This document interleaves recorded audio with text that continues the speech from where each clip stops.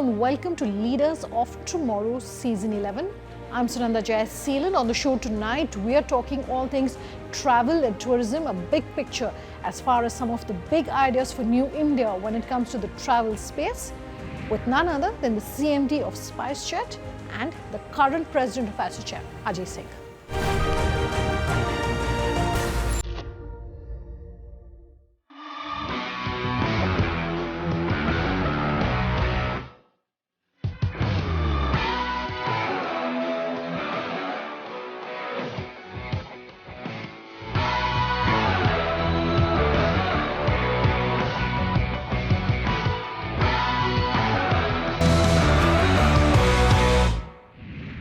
So good having you here with us on the Leaders of Tomorrow. So thank you so much for taking the time to really talk to our small businesses about the biggest trends that we're seeing, but more importantly, what that big picture is in the travel, tourism, hospitality space as you see it, and who better than you to really talk to us about that. I just want to first start with the big picture question in terms of if you had a crystal ball, and I'm sure you're always studying numbers and you're one of the most well-spoken and well-researched in this industry. What are the next 4 to 5 years looking like for the tourism space? We've come off perhaps, and please tell us, have we come off the worst of the pandemic? Has this space really shaken that off? And what are the next few years looking like?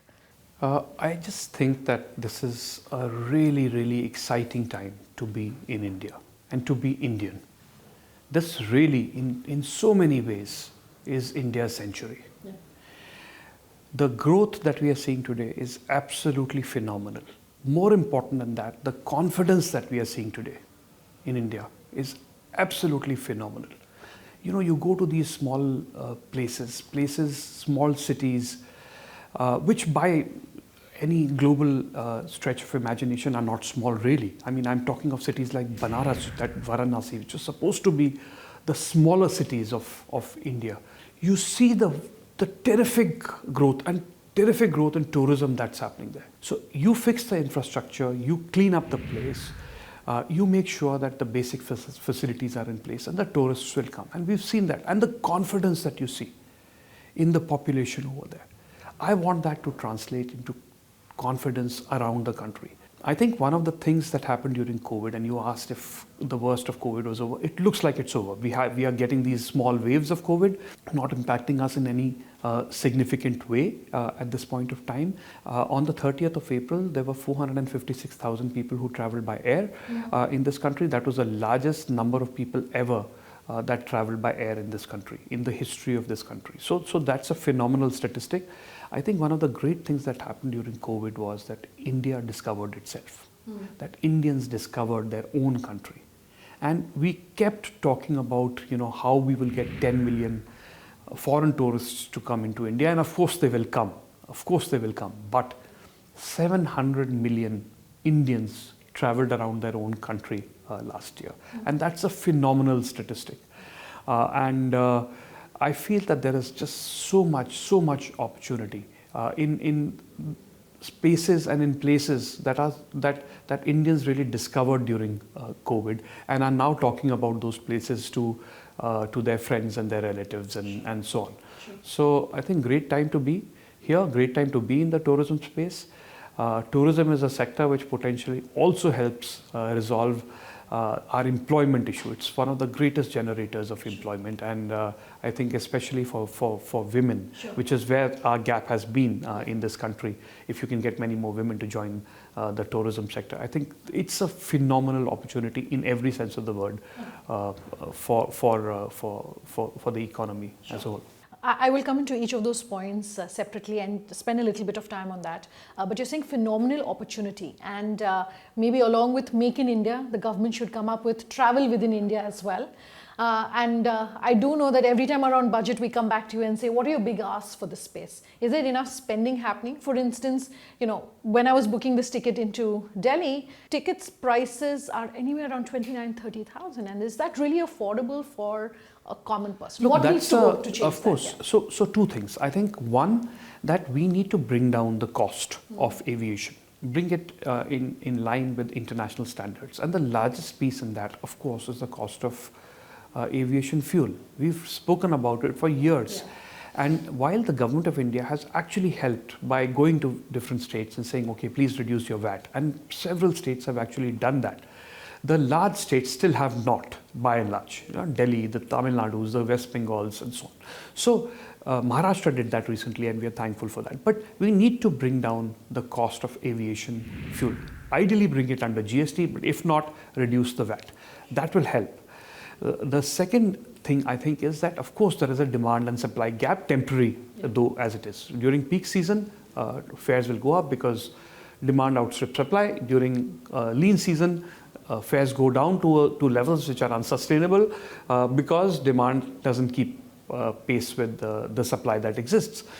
So I think as tourism increases, as more and more airports are opened up, and of course you're seeing this massive investment going into airports, so both from the Airport Authority of India and the private sector, you will see, look, we just started the North Goa airport, it's already full. You just start something and it just fills up so rapidly. So clearly the demand is there. When you go to small towns and cities, we started flights to a place called Darbhanga, which is in North Bihar. And there was a small little airport over there, and we started, and now we are up to 10 flights a day in Darbhanga. Place like Jharsuguda in Orissa. Okay. I'm ashamed to say that when I was first told about that airport, I didn't even know where it was. I had no clue which state that I think most people wouldn't. Most people wouldn't. And today there are 12 flights a day into that place, and they're full. They're all full. So there are just these wonderful places in the country where people are dying to travel, and we just need to provide them the wherewithal to do it. And so this is going to happen. It's going to happen. We need to make sure that there is enough supply coming in, that infrastructure constraints are removed, that costs are reduced, the basic input costs are reduced, and you'll find a very vibrant tourism and aviation sector in this country. Okay. So when you're saying that, more supply, with the recent consolidation, has supply in some sense, do you think prices will continue getting impacted and will continue skyrocketing? I think it's not skyrocketing. I think you need rational fares.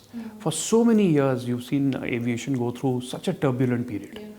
And we used to hear complaints about high fares in the past. And my question always was that, look, if fares are high, clearly on average they are not high. Because if fares were really so high, airlines would be making huge profits. Okay. And that has not happened in the last 5 to 10 years in this country. Yeah. So you need the aviation sector to be viable so that it can support the massive growth of tourism that this country deserves. One point that you were talking about was tapping into more women and encouraging more women really to join the tourism space. For our women entrepreneurs and female entrepreneurs who are watching this interview, what are the specific opportunities? How should they perhaps be upskilling themselves or looking for those opportunities in this space? I think they have terrific opportunities in aviation, in the growth of aviation. They have terrific opportunities in the growth of the whole hospitality sector, in tourism, in terms of, you get such phenomenal, well-paid guides around the world when you travel. I think that's a terrific opportunity. Terrific opportunity to set up businesses around tourism and around tourism centers. As you know, Government of India is developing these 50 model tourist destinations and so on. So those are absolutely terrific opportunities. By doing this, they will be doing a service to their country as well, because India will never be the great country that it deserves to be unless men and women work side by side and women lead the men in creating new jobs and new opportunities. And you were talking about guides. Some of the largest OTAs at this point are offering those services, saying where would you want to go, and let's help you customize a package for you. How do small entrepreneurs compete with the large ones? So it could be the OTA space, it could be any other space. Your advice? It's in specialization. I think it's in creating those niche products, which very often the larger companies are not able to do. Sometimes the expertise that people have about a particular region and its history and its culture is very difficult to replicate in a large organization. So just as India needs to create its own niche areas where they excel in tourism, for example, the sustainability space, the wellness space, this whole religious tourism space. All these are unique to India. I think small entrepreneurs also need to create those little niches where they excel, which is something that is tough for larger organizations, larger OTAs and others to do. Really. Sure. I'm going to take a quick break. We'll continue this conversation with Ajay Singh of SpiceJet on the other side. Do stay tuned. Back in just a moment.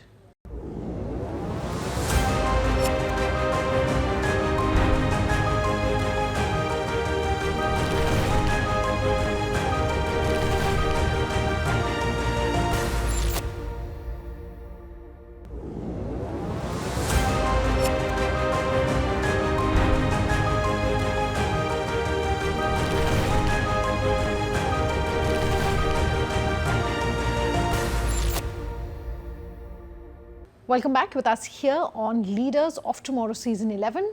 Our icon tonight is none other than Ajay Singh of SpiceJet.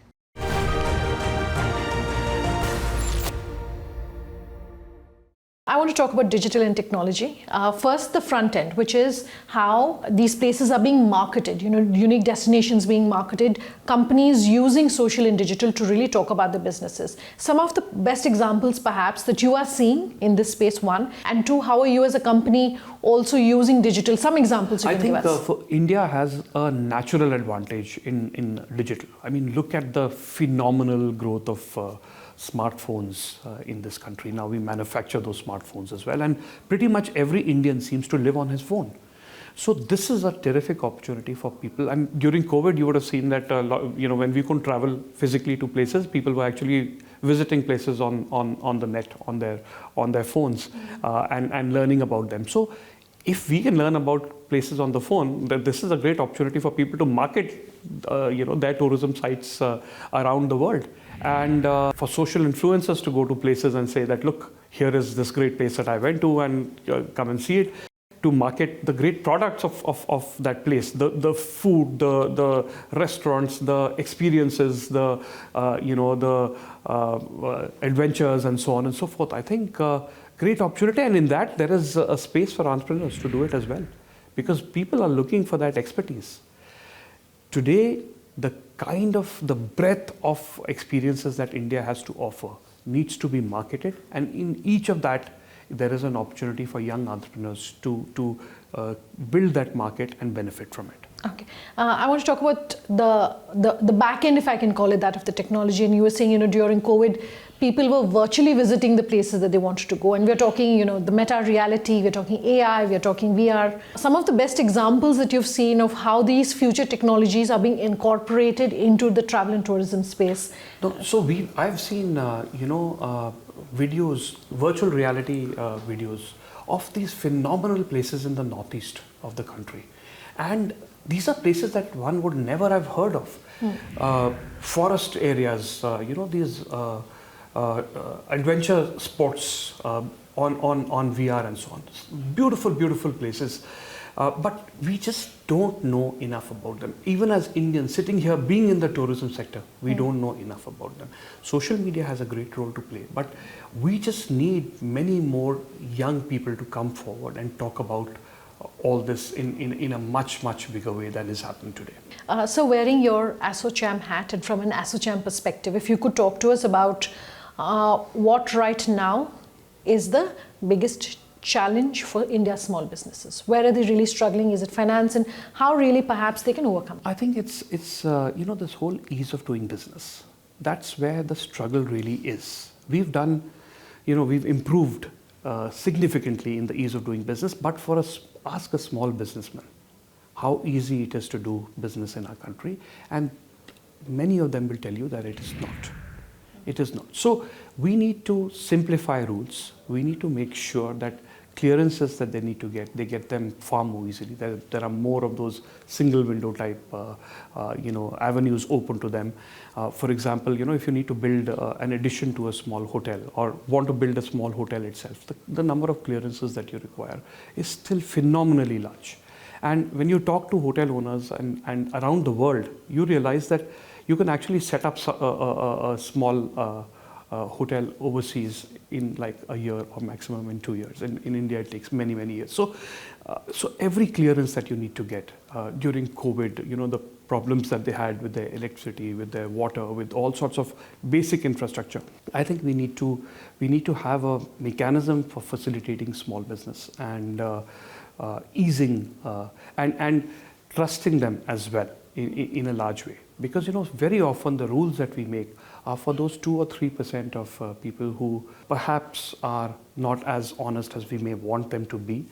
But in trying to tighten the screws on those people, we impact the 97 or 98% of them who are just looking to do a clean, honest work and just put their mind to the productive work of creativity and increasing their business rather than looking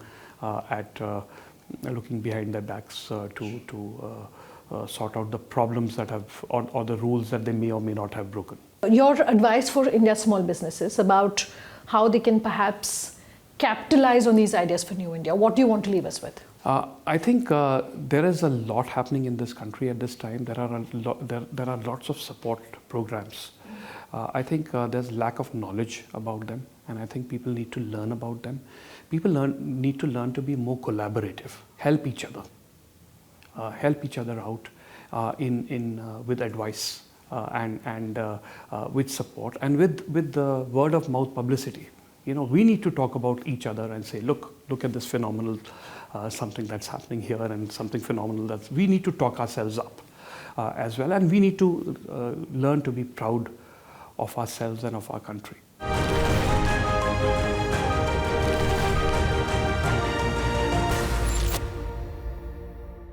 How has the Dubai market been grown for you personally as a company, but also in terms of just being strategic from the travel and tourism space? What can you tell us? I think we say very often that Dubai is one of India's best cities. And it's something that we are all familiar with. It's a phenomenal place. And I think we are extremely proud of all their achievements. From being an obscure little outpost to being this phenomenal global tourist destination. They've done an absolutely fantastic job, and we need to be proud as world citizens of what they've achieved. For SpiceJet, it's our most important international base. We have 12 flights every day going to Dubai, and when you travel to Dubai, it's like being in a great city of India. The infrastructure works. There's something new happening all the time. Every time, people like me, we go quite often to Dubai. But every time you go, you still see something new and something that amazes you. And I think they create this sense of awe and wonder for the world, which is why everybody wants to drop in and spend a few days in Dubai on their way back and forth from their country. So kudos to them, and I hope they can become stronger and stronger in the years to come. So from the 12 flights that you said that you're flying into Dubai at this point, by how much are you looking at increasing the number of flights? Well, at this time, there is a constraint on the number of seats back and forth. But of course, we have a code share arrangement that we are working on with Emirates so that we can use the Dubai base to transport people to different parts of the world. Also, of course, you would have seen that during COVID, Dubai was probably the last place to shut and the first place to reopen after COVID. And I think it speaks to their resilience and their determination to keep Dubai as a global hub of tourism. So I think it's quite phenomenal, and we will continue to work in Dubai and the Middle East to try and increase connectivity between India and those regions. Any lessons that we as Indians can perhaps take away from Dubai? I think it's innovation. Dubai is about innovation. I think it's about doing something new. It's about thinking out of the box. It's about creating something where nothing exists. And India has a phenomenal opportunity if we just break our shackles and think out of the box and build products that we can't imagine today. Thank you so much for your time. Thank you. That's all we could fit into tonight's episode. If you have any feedback for us, do let us know. Our details on your screens as we speak. Thanks for watching. Have a good night.